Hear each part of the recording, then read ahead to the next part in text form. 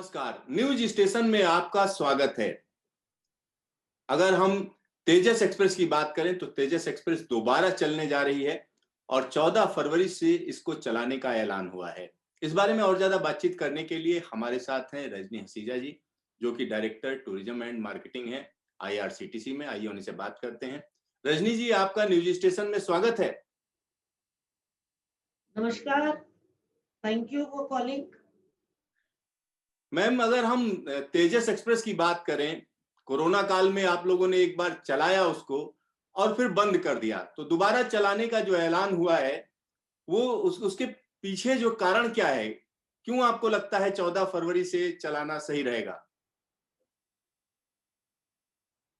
इसका कारण जो है वो स्वाभाविक है, क्योंकि धीरे-धीरे कोरोना की जो स्थिति है वो हमारे पूरे देश में इम्प्रूव कर रही है और जिन पर्टिकुलर जो स्टेशंस को ये गाड़ी लिंक करती है, वहाँ स्थिति काफ़ी इम्प्रूव कर गई है और हमारी बाकी ट्रेन की बुकिंग में भी धीरे-धीरे बढ़ोतरी हो रही है। तो इसलिए हम लोगों ने सोचा कि जो पहले हमने एक्सपेरिमेंट किया था, उसको नए फेयर स्ट्रक्चर के साथ, थोड़े परिवर्तन के साथ अगर हम एक अटेम्प्ट और लें, तो हम जनता को ये सर्विस पहुँचा सकते हैं। बिकॉज़ तेजस अपने आप में एक ब्रांड है और उस ब्रांड को बहुत दिनों तक तो हम रोक नहीं सकते हैं और हम लोगों ने उस पर एक्सपेरिमेंट करके उसकी सर्विसेज़ पहले में सोशल डिस्टेंसिंग वगैरह नॉर्म्स को लेकर हमने जब चलाया, तो हमें बहुत अच्छा रिस्पॉन्स मिला। लेकिन हमने जो पहला पीरियड चलाया था वो हमने we were trying to collect the rising water because festival period में हमारी जो बढ़ी हुई डिमांड थी उसको हमने टैप किया। और वैसे भी सर्दी के मौसम में उत्तर भारत में गाड़ियों के संचालन में गाड़ियों की बुकिंग वैसे भी थोड़ी-सी फीकी होती है बिकॉज़ उस पीरियड में कुछ ऐसा परिवेश होता है कि लोग ट्रैवल कम करते हैं ठंड की वजह से। अब क्योंकि 14 फरवरी के बाद से ऐसा कि अनुमान लगाया जा रहा है कि उत्तर भारत में जो शीत ऋतु का जो प्रकोप है वो कम हो जाता है और शादी-ब्याह शुरू हो जाते हैं, जिससे कि नेसेसरी ट्रैवल के अलावा जो लीजर ट्रैवल है वो शुरू हो जाता है। उसी को टैप करने के लिए अब हमने ये जो है गाड़ी फिर से चलाई है। मैम, आपने कहा कि जो फेयर स्ट्रक्चर है उसमें कुछ तब्दीली की है आप लोगों ने। थोड़ा-सा हमने और इकोनॉमिकल किया है कि अगर हम केटरिंग चार्जेज़ को माइनस कर दें, तो आप देखेंगे कि हमारे जो फेयर हैं बिल्कुल एट पार विद द शताब्दी एक्सप्रेस में। ताकि ये मार्केटिंग एक इनिशिएटिव है, ताकि हम ज़्यादा से ज़्यादा लोगों को उतने ही पैसे में बेहतर सुविधाएँ दे सकें और कुक्ड फूड दे सकें। अगर हम केटरिंग के पैसे जोड़ देते हैं, जो कि बहुत सब्सिडाइज़्ड टाइप हमने रेट रखे हैं, तो हमारे रेट काफ़ी रीज़नेबल रेट हैं, जिसमें हम वैल्यू फॉर सर्विस दे पा रहे हैं। मैम, अगर नई दिल्ली से लखनऊ के बीच की अगर हम बात करें तो क्या फेयर्स रहेंगे, उस बारे में बता सकते हैं? नई दिल्ली से अगर आप लखनऊ की बात करें, तो हमारे फेयर्स जो हैं क्लास वाइज़ हमारा जो फेयर है वो जो ₹1200 से बहुत कम है, ₹1200 से कम है बेस फेयर और एग्ज़ीक्यूटिव क्लास में ₹1400 के आस-पास है। अगर हम केटरिंग चार्जेज़ माइनस कर देते हैं, तो ये फेयर और भी कम, जो कि आप जानते हैं कि बाकी दूसरी गाड़ियों में इस तरह की सुविधा उपलब्ध नहीं है। इसी तरीके से मुंबई और अहमदाबाद की लेकिन बात हमारा कंप जी। जी, अहमदाबाद के फेयर स्ट्रक्चर के बारे में डिसीजन हो चुका है, ये भी उसी परिपाटी में उसी पैटर्न को फॉलो कर रही है। हमारा आप जानते हैं सिद्धार्थ जी कि हमारा कॉम्पिटिशन कभी भी रेलवे से नहीं रहा।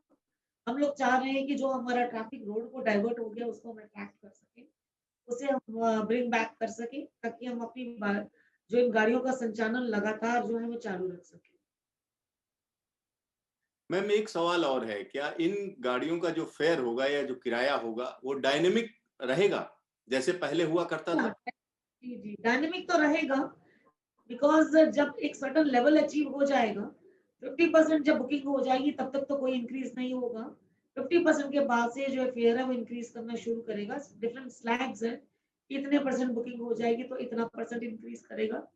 लेकिन कहीं भी ऐसा नहीं होगा जहाँ वैल्यू फॉर मनी कस्टमर को ना मिल सके। मैम, एक कुछ चीजें इसमें और थी, जैसे इंश्योरेंस था पहले, तो वो सारी चीजें वो रहे बरकरार रहेंगी? जी, बिल्कुल बरकरार रहेंगी, इंश्योरेंस भी बरकरार रहेगा। केटरिंग में जिस प्रकार गुणवत्तापूर्ण हम आपको खाना देते थे वो भी बरकरार रहेगा। ऑन बोर्ड हॉस्पिटैलिटी बरकरार रहेगी। और हमारी ऑनबोर्ड हाउस क्लीनिंग जो है, हाउसकीपिंग एजेंसी, वो भी वैसे की वैसे ही उपलब्ध रहेगी, सिक्योरिटी भी वैसे ही रहेगा। आपको जो हम किट वगैरह देते हैं वो भी अभी वैसे की वैसे ही रहेगी। थोड़ा-सा उसमें जो ग्लव्स हैं वो कम यूज़ करते हैं लोग, तो ग्लव्स हटा दिए जाएँ। मैम, एक और सवाल बनता है, क्योंकि फरवरी की जब हम बात करते हैं तो फरवरी से एक और शुरुआत आप लोग कर रहे हैं कि ई कैटरिंग को बढ़ावा दिया जा रहा है इस बार। तो फरवरी जी। से ई कैटरिंग की लॉन्चिंग हो रही है एक नए तरीके से। तो उसके बारे में क्या कहेंगे? इससे लोगों का एक्सपीरियंस कुछ बदलेगा या पहले जैसा ही रहेगा? देखिए, अब जैसा कि मैंने आपको बताया कि लोगों के ट्रैवल करने के तरीके में परिवर्तन आ चुका है। दूसरा, अभी जो गाड़ियाँ चल रही हैं वो स्पेशल ट्रेन चल रही हैं, जो कि कोविड को ध्यान में रखते हुए जहाँ केवल रेडी टू ईट फूड ही दिया जा रहा है। तो फूड फॉर चॉइस अगर किसी को चाहिए, तो वो नामित स्टेशनों पर, चिन्हित स्टेशनों से में अगर वो सुविधा उपलब्ध है, तो they can order online and the food will be delivered eight there seat. ये ई कैटरिंग का हमेशा से ही जो है यूएसपी रहा है। तो अभी आज के परिवेश में जबकि कोविड के चलते कुछ रिस्ट्रिक्शंस हैं और रेडी टू ईट फूड सर्व किया जा रहा है, तो कस्टमर अपना फूड फॉर चॉइस इस तरीके से ऑनलाइन ऑर्डर करके मंगा सकते हैं। तो हमें उम्मीद है कि लोगों को जो फूड फॉर चॉइस है उनको आराम से मिल सकेगा और वो ऑर्डर करेंगे और उनकी सीट पर उपलब्ध करा दिया जाएगा। मैम, ई कैटरिंग में कौन-कौन से ब्रांड जो है शामिल हैं? अगर उसके बारे में जानना चाहें हम। अभी आज की डेट में हमारा टाई अप डोमिनोज के साथ है, सबवेज के साथ है, फासोस के साथ है, हमारा केएफसी के साथ भी है जो टाई अप है। इसके अलावा रेलवेज़ में हमारे जो जितने भी हमारे फूड प्लाज़ाज़ हैं वो भी हैं और काफ़ी अभी यूनिट लोगों ने जो नहीं खोले, धीरे-धीरे सबको जो है एक्टिवेट किया जा रहा है।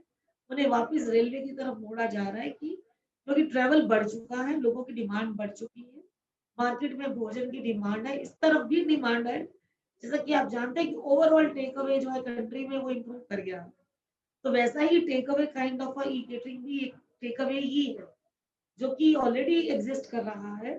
तो सब ब्रांड्स को एक्टिवेट किया जा रहा है। हम नए ब्रांड्स के साथ भी बात कर रहे हैं। हमारे साथ कई फूड एग्रीगेटर जुड़े हुए हैं, कई डिलीवरी एग्रीगेटर भी जुड़े हुए हैं। अपने स्टाफ को भी हम यूज़ कर रहे हैं। सारे जो प्लेटफ़ॉर्म वेंडिंग जो हमारे जो परमिट कार्ड्स हैं, उनको एक्टिवेट कर रहे हैं ताकि ज़्यादा से ज़्यादा वेंडर्स को हम एक्टिवेट कर सकें और जनता तक इस सुविधा को पहुँचा सकें। मैम, एक आखिरी सवाल है कि अगर हम पूरे के पूरे टूरिज्म सेक्टर की बात करें, तो अभी तक का अनुभव आपको क्या बता रहा है? क्या टूरिज्म में जो है एक दोबारा उसी तरीके का एक पॉजिटिव रुख शुरू हुआ है? एकदम, मैं कहूँगी कि बड़ी अच्छी न्यूज़ है ये मार्केट के लिए। आप जानते हैं हमारा एक बजट टूरिज़्म का प्रोडक्ट है भारत दर्शन। अभी हम 9वीं या 10वीं भारत दर्शन ट्रेन चला रहे हैं और सौभाग्य की बात है कि हमारी सारी जो ट्रेन्स हैं फुल होके चल रही हैं। अभी 2 दिन पहले हमने एक जालंधर से ट्रेन चलाई जो फुल कैपेसिटी पर चल रही है। 2-4 दिन बाद हमारी एक वेज़ोन से ट्रेन चलने वाली है, वो भी फुल है। हमारे जो डोमेस्टिक एयर पैकेजेज़ हैं वो भी फुल हो रहे हैं और कुछ हमारे जो धार्मिक स्थल हैं जैसे कि पुरी, तिरुपति जी ये सब खुल चुके हैं। तो यहाँ के पैकेजेज़ भी हमारे बिकने लग गए हैं और स्पेशली अंडमान का जो मैंने आपको पिछली बार भी बताया था, ये भी एक हॉटकेक की तरह डेस्टिनेशन बिक रहा है। तो टूरिज़्म में रुझान जो है वो काफ़ी पॉज़िटिव है। लोग बाहर जाना चाह रहे हैं, लोगों को अगर सुविधा मिले तो जा रहे हैं और अगर जिस तरह की सुविधा गुणवत्तापूर्ण उनको हम दे रहे हैं, हमें काफ़ी पॉज़िटिव रिमार्क्स भी आते हैं। हमारे साउथ बाउंड के जितने भी टूर्स हैं, कुछ एक अभी हमारा जो है एक हमारी पधारो राजस्थान भी जो 12 फरवरी को चलने वाली है, उसमें भी हमारी काफ़ी अच्छी बुकिंग्स आ गई हैं और हम और कोशिश कर रहे हैं कि 12 फरवरी तक और अच्छी बुकिंग्स ले लें। वो हमारी डीलक्स ट्रेन भी चलने के लिए तैयार हो गई। तो लोग जो हैं टूरिज़्म की तरफ धीरे-धीरे लौट रहे हैं, जो कि इस इंडस्ट्री के लिए एक बहुत अच्छा सिग्नेचर स्टेप। रजनी जी, न्यूज़ स्टेशन से बातचीत के लिए आपका धन्यवाद। तो ये थी हमारे साथ रजनी हसीजा जी, जो बता रही थी कि किस तरीके से टूरिज्म सेक्टर में एक तरीके से पॉजिटिव चीजें शुरू हो चुकी हैं। दूसरी सबसे बड़ी बात यह है कि 14 फरवरी से आईआरसीटीसी की दोनों तेजस ट्रेनें फिर से शुरू की जा रही हैं। और इसके अलावा अगर हम बात करें तो जिस तरीके से कैटरिंग को लेकर या खान पान को लेकर लोगों में दिक्कत रहती थी, उनको लगता था कि कोरोना के दौरान जो खाना देना बंद किया जा चुका है, तो ई कैटरिंग की शुरुआत रेलवे कर रही है और आईआरसीटीसी के जरिए ई कैटरिंग की शुरुआत फरवरी से शुरू हो जाएगी। तो ये हम कह सकते हैं कि भारतीय रेलवे के लिए खासतौर पर जो यात्री हैं उनके लिए एक अच्छा अनुभव होगा। तो देखते रहिए न्यूज़ स्टेशन, फिर मिलेंगे।